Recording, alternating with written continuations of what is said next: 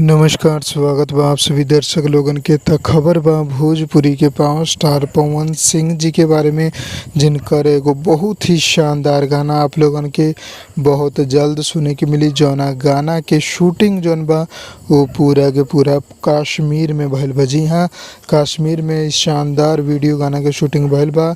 जौन कंपनी से ई गाना रिलीज हुई ओकर नाम बा वायरल भोजपुरी, और बहुत जल्द आप लोगन के सुने के मिली। जी हाँ, आप सबके बता दी कि जौन गाना बा एकर शूटिंग कंप्लीट हो चुकल बा और बहुत ही शानदार तरीका से भइल बा। पहली बार पावर स्टार पवन सिंह जी कोनो गाना के शूटिंग खातिर स्पेशल शूटिंग खातिर गइल बाड़े कश्मीर में, और बहुत ही खूबसूरत वादियों में ई गाना के शूटिंग कइल गइल बा।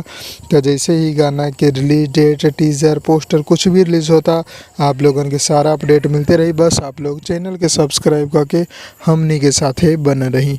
हम मिलम आप लोगन के अगला वीडियो में, तब तक खातिर जय हिंद, जय भोजपुरी, प्रणाम।